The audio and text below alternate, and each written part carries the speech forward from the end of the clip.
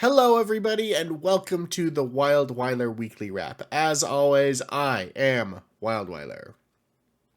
The air is getting cooler, and frankly, I wish autumn would hang on for a few more weeks because I have just been entirely too busy to do all of the fun autumn activities that I normally do. What I did do was beat the Lamplighters League, and now that I've done the whole thing, I think it's an okay game. If you like the aesthetic and mysticism of pulp noir stories, and you like tactical turn-based RPGs, it's great for parts of those things. The problem is the Lamplighters League is really, really unpolished, so much so that I would say that the hardest difficulty probably isn't really fun or possible because I ran into a very specific enemy type that would reliably get stuck in walls, and therefore you couldn't ever exit combat because you couldn't hit them, they couldn't hit you, and a big part of the sort of gameplay is out of combat stuff. They call it real-time mode. And if an enemy is stuck in a wall, you can't use any of your real-time mode abilities, which means you can't set up future combats the way you want, and that is going to make the game very, very hard. I don't think I found half of the characters either. That's kind of one of the problems of the game. It doesn't tell you that you're going to need more than one playthrough, and that's really sad because all of the sort of in-movie like title screen cinematics, like if you leave it on the pause screen, if you leave it on the menu screen for so long, it sort of starts playing over cinematics that have characters that I just never found, and there wasn't enough time to, and the game doesn't make it clear that you're really probably going to need multiple playthroughs if you want to find all the characters, which means you're not going to get all the interactions that the menu screen sort of promises, and that's a little disappointing. And the really disappointing thing is the game isn't worth a replay. Like, once you know the story and once you know what happens, there's not a lot to go back for. So, that's all to say, my initial estimate of the game was probably accurate enough. It's not currently worth the price they want because of all these unpolished issues. If you're a big fan of the game genre, you'll get a solid couple of hours of gameplay out of it. Like, I think almost 20 hours of gameplay out of it. So, the fun is there. Don't get me wrong. I just don't think it's worth it if I wasn't playing this on Game Pass right now. Then I put some time into my Time Crisis parody clone. I decided that the story beats should probably be held back from my little weekly wraps because, we're talking about a game that is ultimately going to have 15 minutes of gameplay. So I gotta, keep something hidden. But yeah, we did a lot of story writing, and I did get some new systems working. Mainly, when you shoot all the enemies, the next group spawns in, which is pretty important, and that works now, as you are seeing. My goal for this week is to get cover and moving to different scenes within an area working, so after the last wave is defeated, you'll move on and take cover somewhere else and sort of begin the process all over again. On Friday, I had breakfast at a gas station that is also a diner. I kinda have been wanting to stop by this particular place for a little while because it's in a Flying J, which seems kind of fun. Does anybody else sort of run into the problem where modern diners basically only serve undercooked pancakes now? I swear the high volume of DoorDash deliveries and orders they're doing has all these kitchens working way too hard, way too fast. So, my pancakes were a little goopy on the inside, which is disappointing. I'm not really the kind of person to send food back to the kitchen in that case because, I don't know, this was a gas station diner. I paid $5 for pancakes, so I feel bad making somebody do it again after I've seen about 8 DoorDash orders go out the door, so they're busy. I get it. I blame the fact that you have to churn out that many orders to, keep your job the problem. Anyways, I did get a really good tip on a location of a waterfall that is apparently very beautiful because I said I was doing some photography that day. So I got in my car and I drove an hour to the lake that supposedly had the waterfall, and I learned it was the wrong lake, which is to say, near where I live, there are 2 lakes with the exact same name within an hour of each other. And I drove to the way wrong one, and I wasn't going to turn around and drive all the way back to the other one. That would just be crazy. I did manage to get some good pictures, though. Then I put my foot through my deck, and that sucked. I'm fine. It was like stepping onto sort of a sponge that slowly breaks. But now I have to redo all of the rotten parts before it snows on Wednesday, because it looks like we're getting snow in October this year, which is a bit early, but that's okay.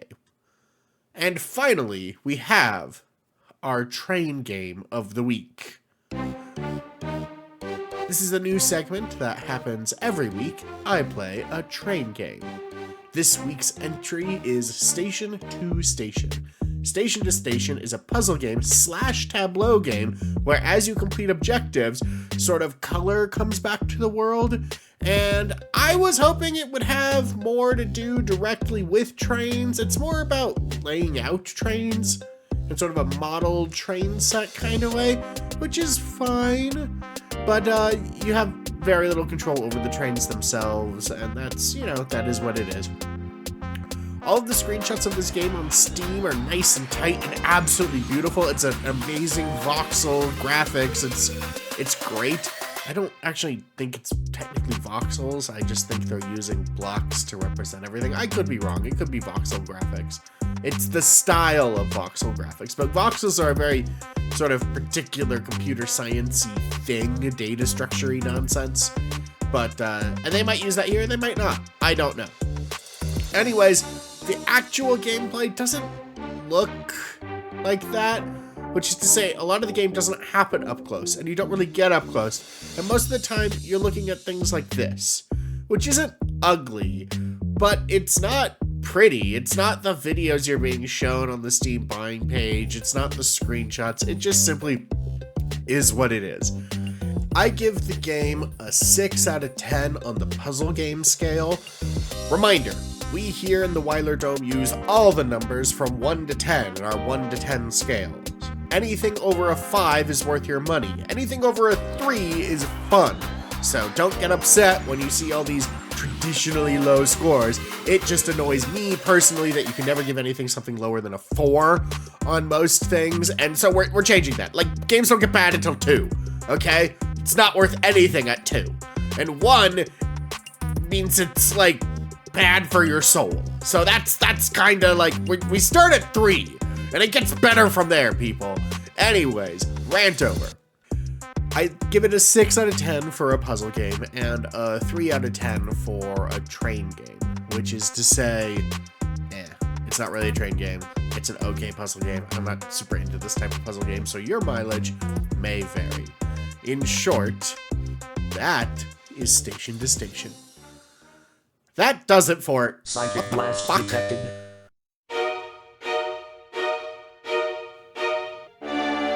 Behold, it is I, WildWeiler, dog empower of third kind. This psychic blast is coming to you from the 43rd millennium. I have resplendent tidings from the future, because I know you in the 3rd millennium need some good news. Nurgle is wearing deodorant when he visits the Materium now. It was not an easy fight.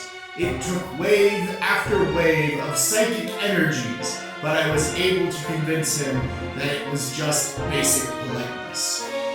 As it turns out, he's an okay guy.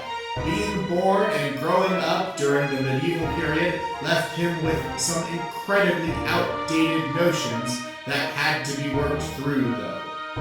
As all citizens of the Imperium know, there is honor and dignity in death. Meaning, most of our conflicts with the Lord of Decay were born not of mutual disagreement, but differences in stratagem and decorum. We have begun closing the conflicts of old with new edicts and memoranda which allow for the betterment of all third kind, starting with the deodorant thing I spoke of earlier. I also suggested to Nurgle that maybe he should find new hobbies. The pox thing is getting tiresome in the 43rd millennium. The Officio Medicae have excellent vaccination and sanatorum resources now. And Nurgle has been really frustrated that nobody engages in his hobbies of old anymore. Therefore, I have introduced the Lord of Pestilence to some vor fetishes, and it seems that that is going well. For now, the Emperor of Furkind and Grandfather Nurgle are on speaking terms. And if things go well with the vor fetishists, he's probably going to end up somewhere in the unending Polyculus Imperialis. Until my next psychic blast, have a wonderful day.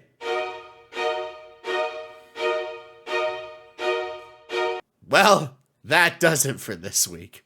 On YouTube, we have a Warhammer 40k bolt gun video coming on Wednesday, and a Resident Evil 2 episode coming on Saturday.